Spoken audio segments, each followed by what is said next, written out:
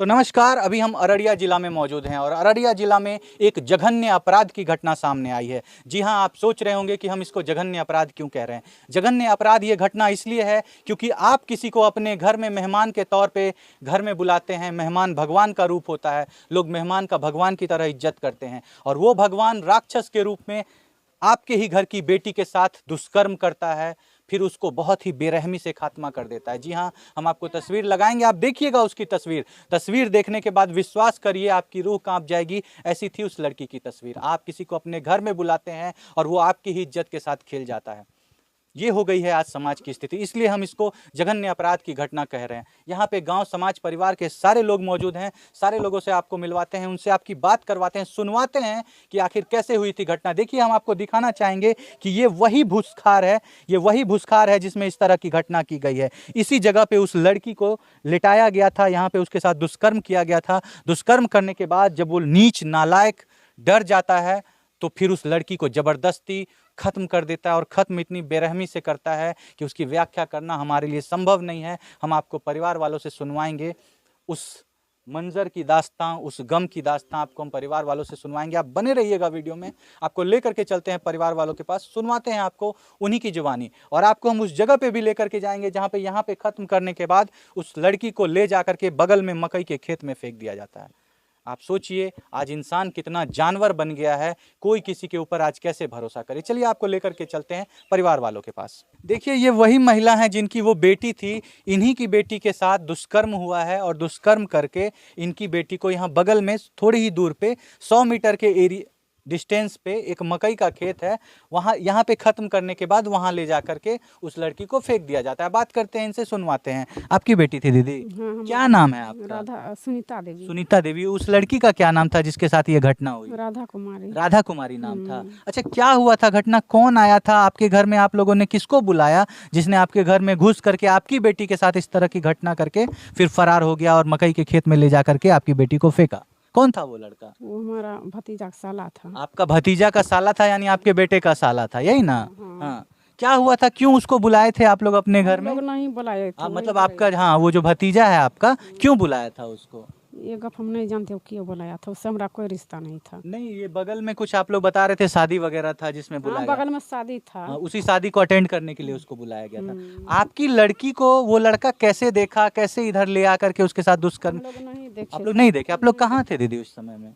हवा उठ गया था ना, घर में सो गए थे। थोड़ा तो माथा में दर्द था, सर में सो गए हम। हम कहिए वहीं पर होगा। हम नहीं खोज पाए। बहुत 8 बजे गया तो मकई खेत, कोई लेडीज गया तो ये बोला यहाँ पर। तो रात भर आप लोग अपनी बेटी को नहीं खोजे? बेटी शादी घर में था तो अच्छा, शादी का घर था, अगल बगल शादी था, तो आपको लगा शादी ब्याह में कहीं व्यस्त होगी, इधर उधर होगी, इसलिए आप लोग नहीं खोजे।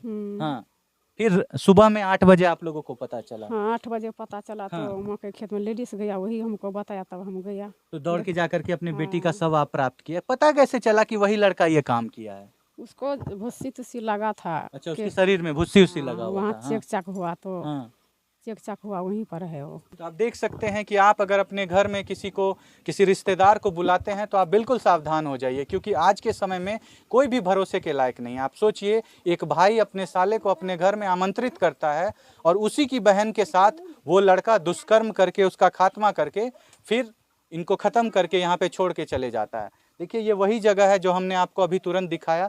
ये वही जगह है जहाँ पे उसके साथ इस तरह का दुष्कर्म हुआ था, इस तरह की घटना हुई थी। और आपको ले करके चलेंगे, आपको हम दिखा देते हैं यहाँ से महज 100 मीटर के डिस्टेंस पे। आइए आपको दिखाते हैं। आप देखिए, यहाँ से महज 100 मीटर के डिस्टेंस पे जो वो मकई का खेत आपको दिखाई दे रहा होगा, उस मकई के खेत में ही उसके साथ ये घटना हुई थी। आपको घटना स्थल पे भी लेकर के चलेंगे, वह जगह भी दिखाएंगे कि किस जगह पे ये घटना हुई। सर बताइए, कोई अपने घर में किसी मेहमान को आमंत्रित करता है, उसी की बहन के साथ वो लड़का इस तरह का दुष्कर्म करके उसको खत्म करके मकई के खेत में फेंक देता है, क्या बोलना चाहेंगे इसमें? सर, बहुत बड़ा घटना है ये, जघन्य अपराध है। हाँ, बहुत अपराध सर।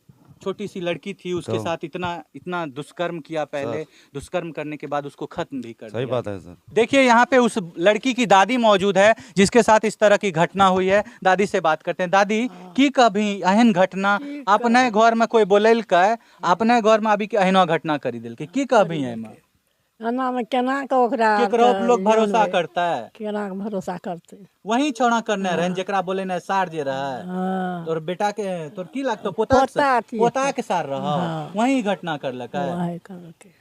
तो देखिए अभी हम आपको घटना स्थल पर लेकर के आए हैं जहां पे उस लड़की का शव प्राप्त होता है। उनकी माताजी मौजूद हैं, दौड़ते हुए बेसुध अवस्था में यही माताजी अपनी बच्ची का शव यहां पे देखने के लिए आई थी। आइए आपको लेकर के चलते हैं। देखिए इसी के रास्ते से अंदर ले जा करके इधर अंदर में आइए, देखिए आपको दिखाते हैं।